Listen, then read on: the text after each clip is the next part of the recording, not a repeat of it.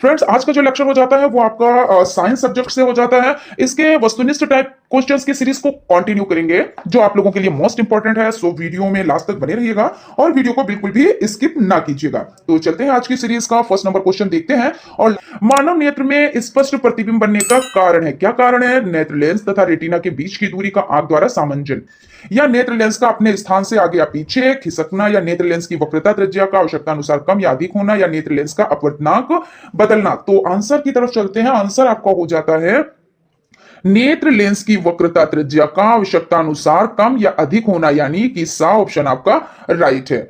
पेचिस नामक बीमारी में निम्नलिखित में से कौन सा सूक्ष्म जीव उत्तरदायी है? फलेवी वायरस, निमेटोड, ईस्ट, या एंट अमीबा हिस्टोलिटिका। तो इसमें आंसर हो जाता है आपका एंट अमीबा हिस्टोलिटिका, यानी कि द ऑप्शन आपका राइट है। उसके बाद नेक्स्ट क्वेश्चन की तरफ चलते हैं। किसी वस्तु को जल में पूर्णता डुबोकर उस पर लगने वाला उत्प्लावन बल वस्तु का भार, अतः वस्तु जल में डूब जाएगी, या वस्तु सतह पर तैरेगी, या वस्तु जल में कुछ डूबी रहेगी, या वस्तु सतह के नीचे पूरी छुपी हुई तैरेगी। तो यहां पे समझ लेते हैं कि जो उत्प्लावन बल है, ठीक है, तो उत्प्लावन एक तरल की प्रवृत्ति है जो उसमें डूबी किसी वस्तु पर ऊपर की ओर बल लगाता है। यानी जब ऊपर की ओर बल लगा रहा है तो क्या होगा? तो यानी कि कोई वस्तु है जल में डूब रही है और ऊपर से बल लगाया गया, तो यानी वस्तु क्या है? जल में वस्तु क्या है? तो वो तैरेगी। क्या करेगी? तैरेगी। यानी कि आपका जो बा ऑप्शन है, वस्तु सतह पर तैरेगी, ये आपका राइट आंसर हो जाएगा, यानी कि बा ऑप्शन राइट हो जाएगा। ऊष्माधारिता का मात्रक है कैलोरी, कैलोरी प्रति मीटर, जूल प्रति सेकंड, या किलोग्राम प्रति मीटर। तो कैलोरी इसमें हो जाता है, यानी कि ऑप्शन आपका राइट हो जाता है। कंडुआ रोग लगता है तो नींबू में लगता है, आलू में लगता है, गेहूं में लगता है, या लौकी में लगता है।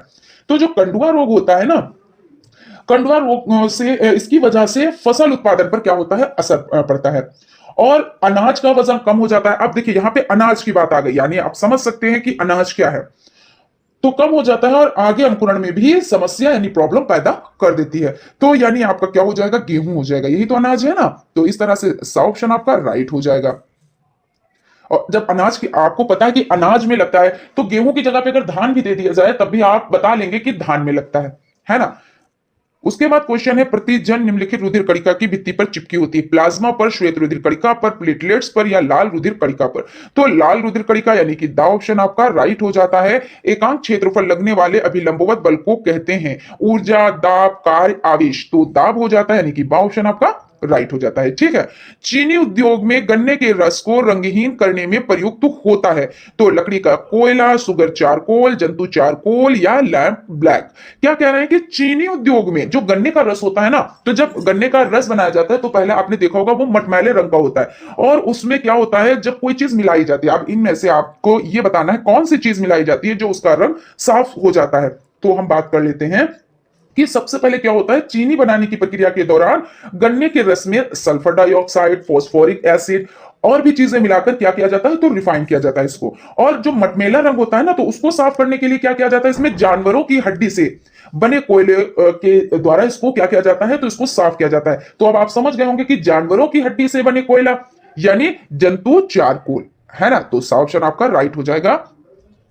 उसके बाद आपका क्वेश्चन है, घड़े में रखा पानी किस विधि के द्वारा ठंडा हो जाता है? तो संवहन द्वारा, चालन द्वारा, क्वथनन द्वारा, या वाष्पन द्वारा। तो किसके द्वारा हो जाता है? तो आंसर आपका हो जाता है वाष्पन द्वारा, यानी कि जो वाष्पन है किस ऑप्शन में है, तो द ऑप्शन में हो जाता है। एजुसेट क्या है? शैक्षिक समिति, शैक्षिक उपग्रह, शैक्षिक कार्यक्रम, या शैक्षिक प्रबंधन। तो एजुसेट जो हो जाता है वो शैक्षिक उपग्रह हो जाता है, यानी कि बा ऑप्शन आपका क्या हो जाता है, राइट हो जाता है। ये पहला समर्पित शिक्षा उपग्रह है जो देश भर में क्या है, देश भर में शैक्षणिक सामग्री के संवितरण के लिए कक्षा को उपग्रह आधारित दो तरफा संचार उपलब्ध कराता है। ठीक है। उसके बाद आपका हो जाता है, पत्ती में पाया जाने वाला, क्या हो जाता है, पत्ती में पाया जाने वाला रंध्र स्थित होता है ऊपरी सतह पर, निचली सतह पर, डंठल पर, या पर्णाधार पर। तो इसमें क्या हो जाता है, जो देखिए इसमें होता है कि रंध्र पत्तियों की सतह पर क्या होते हैं, जैसे रंध्र अगर आ जाए कि क्या होता है, तो पत्तियों के छोटे छोटे छिद्र होते हैं जिनके माध्यम से कार्बन डाइऑक्साइड ग्रहण करते हैं और ऑक्सीजन मुक्त करते हैं। अब आपको ये पता है कि मनुष्य क्या करता है, कार्बन डाइऑक्साइड छोड़ता है, और पौधे क्या करते हैं, कार्बन डाइऑक्साइड ग्रहण करते हैं, और पौधे छोड़ते क्या है, ऑक्सीजन छोड़ते हैं। यही चीज तो है। तो वो किसके माध्यम से क्रिया होती है, तो रंध्र द्वारा। ठीक है। अब ये कहां पे पाया जाता है? तो ऊपरी सतह पर, निचली सतह पर, डंठल पर या पर्णाधार पर। तो इसमें निचली सतह है और आपके ऑप्शन इसमें आपकी जो सीरीज में है वो ऊपरी सतह है, तो ना होकर निचली सतह हो जाता है। आप लोगों को चीजें समझ में आ रही होंगी और लाइक भी आप जरूर क्या कीजिए, और अगर आपने अभी चैनल पर विजिट किया है तो चैनल को सब्सक्राइब भी जरूर कर दें। दाब अधिक होता है बैठने पर, एक पैर पर खड़ा होने पर, दो पैर से खड़ा होने पर या लेटने पर। तो आंसर आपका जो हो जाता है वो हो जाता है एक पैर पर खड़ा होने से। क्यों? क्योंकि देखिए क्या होता है, एक पैर पर खड़ा होने पर दाब जो है वो क्या हो जाता है, जो दाब है वो दो गुना हो जाता है। कितना हो जाता है? तो दो गुना हो जाता है। तो इस तरह से आपका जो बा ऑप्शन है वो राइट हो जाता है। निम्नलिखित में से किसमें कार्बन नहीं पाया जाता है? रोटी में, चीनी में, नमक में, कोयला में। तो जो है कार्बन नहीं पाया जाता है वो नमक हो जाता है। निस्सा ऑप्शन राइट है। ध्वनि का वेग सर्वाधिक होता है ठोस में, द्रव्य में, गैस में, ठोस व द्रव्य में। तो इसमें आंसर आपका हो जाता है ठोस में। यानी कि जो ध्वनि की गति है वो ठोस में क्या होती है, सबसे अधिक होती है। कैसी होती है ठोस में? तो सबसे अधिक होती है। उसके बाद होती है किसमें होती है? फिर तरल में होती है सेकंड नंबर पे। और लास्ट में क्या होती है? सबसे धीमी होती है गैस में। तो इस तरह से आपका जो आंसर हो जाता है वो क्या हो जाता है? वो ठोस हो जाता है। पृथ्वी प्रत्येक वस्तु को अपनी ओर खींचती है, यह बताया अल्बर्ट आइंस्टीन ने, सीवी रमन ने, आइजैक न्यूटन ने, एस एन बोस ने। तो आइजैक न्यूटन ने बताया है ना। तो आंसर जो आपका हो जाएगा वो आपका सा ऑप्शन राइट हो जाएगा। कुम्हार के चाक की गति होती है घूर्णन, सरल रेखीय, वृत्तीय, दोलन। तो घूर्णन गति में वस्तु अपनी धुरी पर घूमती है, क्योंकि क्या होता है, पृथ्वी घूमती है, जिसके परिणाम स्वरूप क्या होता है, दिन और रात होते हैं, जिसकी वजह से क्या होता है, दिन और रात होते हैं। और कुम्हार का पहिया घूमता है और पहिया अपनी धुरी पर क्या होता है, भाई पहिया ऐसे ही तो होता है। और यहां पर क्या होता है, कीली लगी होती है, वो अपनी धुरी पर घूमा करता है, यानी क्या करता है, घूर्णन गति करता है। यहां पे आंसर में क्या दिया है, सरल रेखीय, तो ये आपका गलत हो जाएगा, आपका घूर्णन हो जाएगा। ठीक है। कभी कभी मिसप्रिंट हो जाता है, इस वजह से ऐसा नहीं है कि सीरीज में गलत होता है, हर एक चीज गलत नहीं होती है। कुछ चीजें ऐसी होती है, थोड़ा अपने भी कहते नहीं कि अपनी भी आंखें और कान खुले रखने चाहिए और चीजों को अच्छे से समझना चाहिए। क्योंकि देखिए ऑब्जेक्टिव क्वेश्चंस आते तो 5 ही इसमें है ना, और अगर इस तरह से कंफ्यूजन करेंगे, अच्छे से ध्यान से नहीं पढ़ेंगे तो क्या होगा, अगर दो गलत हो गए तो बचा ही कितना, 3 ही क्वेश्चन तो बचे। तो इसलिए बहुत बारीकी से चीजों को देखना है और अच्छे से समझना है। अगर मिसप्रिंट है तो कोई बात नहीं, हम उसको सही कर लेंगे और क्या है। उसके बाद है सामान्यतः वृक्ष की लंबाई होती है, तो 0.5 मीटर से 1.0 मीटर, या 1.0 मीटर से 3.0 मीटर, या 3.0 मीटर से 30 मीटर, या 30 मीटर से अधिक। तो आंसर आपका हो जाएगा 3.0 मीटर से 30 मीटर, ये आंसर आपका हो जाएगा। उसके बाद क्वेश्चन है प्रथम प्रकार के उत्तोलक का उदाहरण दीजिए। सर होता है, या नेल कटर है, या सीढ़ी है, या हैंड पंप है।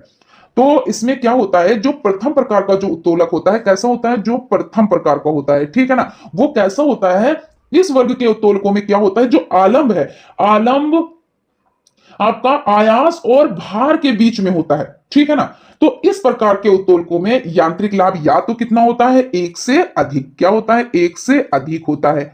ठीक है, या तो एक से अधिक होता है, या एक के क्या होता है, एक के बराबर होता है। कितना होता है, एक के बराबर होता है, या एक से क्या होता है, या एक से कम होता है। ठीक है। तो इसके उदाहरण क्या क्या है, इसके उदाहरण देख लेते हैं। जैसे कैची हो जाता है, प्लास हो जाता है, सिरासी जो यूज की जाती है ना पतीली को पकड़ने के लिए, इस तरह से बनी होती है सिरासी।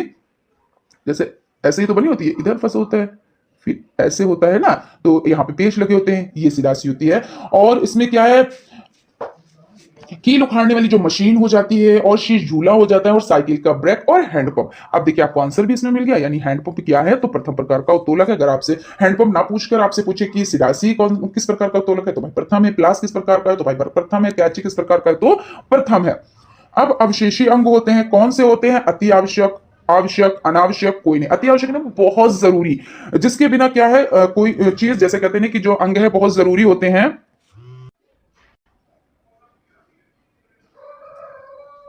इसमें देखिए अवशेषी अंग क्या होते हैं, जैसे अति आवश्यक यानी बहुत जरूरी है ना, आवश्यक यानी जरूरी है, अनावश्यक यानी जरूरी नहीं है।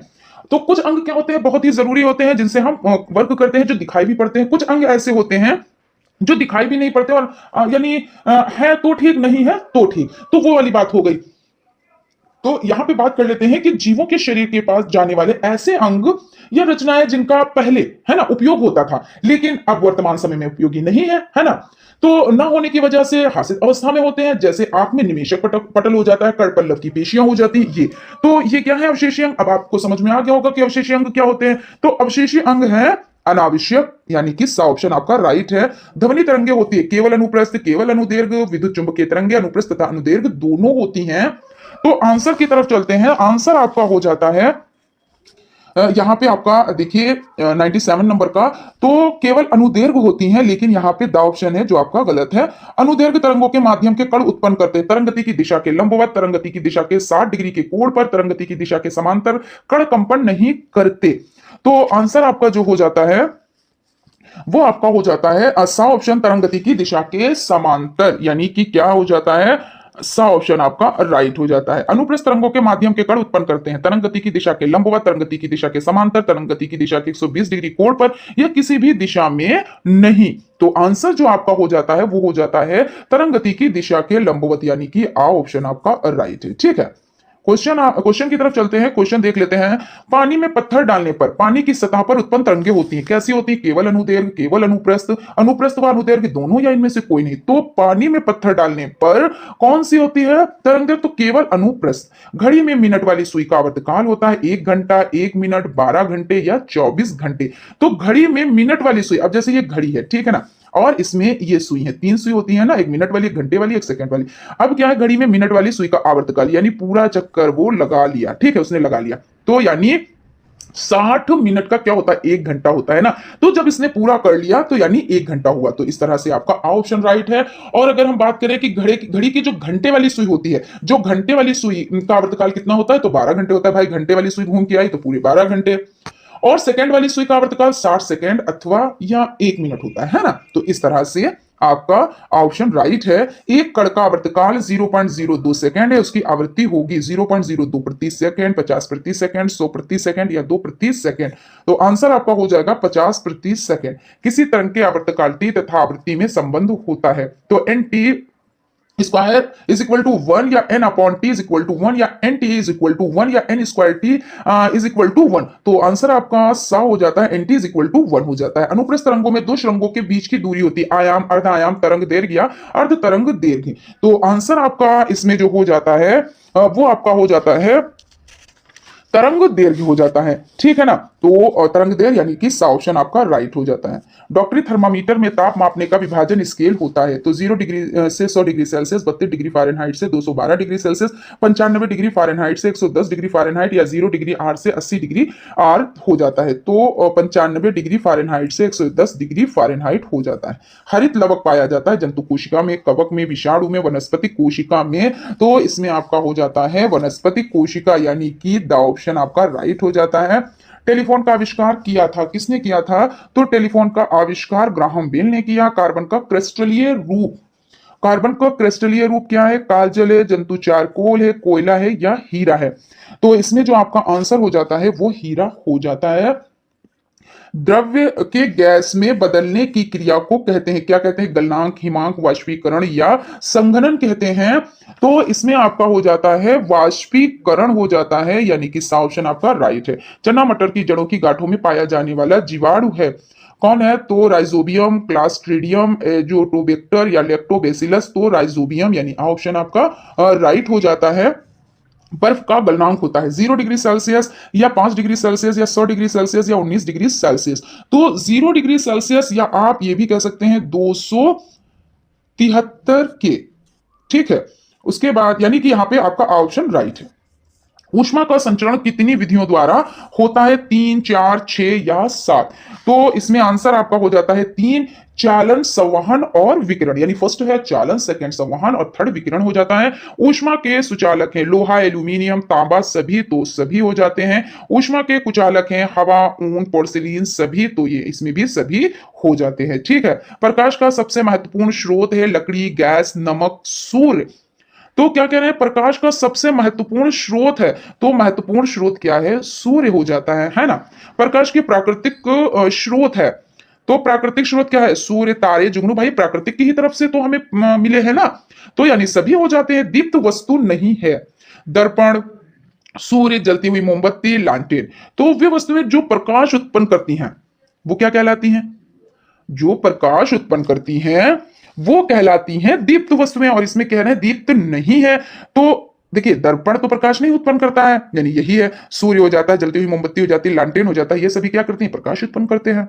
उसके बाद देखिए, जो अभी हमने देखा, वे वस्तुएं जो स्वयं प्रकाश उत्पन्न करती हैं क्या कहलाती हैं भाई? जाहिर सी बात है, दीप्त वस्तुएं जो प्रकाश उत्पन्न कर रही है, जैसे अब जलती हुई मोमबत्ती, सूर्य का प्रकाश है ना, तो ये सब। उसके बाद है, कार, बस तथा ट्रक के चालक के पास दाईं ओर एक दर्पण होता है, उसकी सहायता से वो चालक अपने पीछे आने वाले वाहनों को देखकर सतर्क हो जाता है। यह दर्पण है। उत्तल दर्पण, अवतल दर्पण दोनों या कोई नहीं, तो उत्तल दर्पण हो जाता है।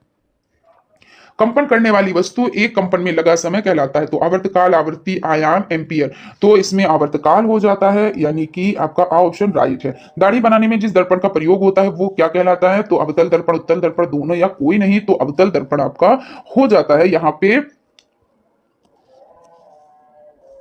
नेक्स्ट क्वेश्चन है, किस दर्पण में प्रतिबिंब सदैव आभासी, सीधा तथा वस्तु से छोटा बनता है? तो अवतल दर्पण, उत्तल दर्पण दोनों या कोई नहीं, तो उत्तल दर्पण, यानी कि बा ऑप्शन आपका राइट हो जाता है। किस दर्पण में प्रतिबिंब सदैव वास्तविक, उल्टा तथा वस्तु से बड़ा होता है? तो अवतल दर्पण, उत्तल दर्पण दोनों कोई नहीं, तो आपका आंसर जो है वो अवतल दर्पण, यानी कि आ ऑप्शन राइट हो जाता है।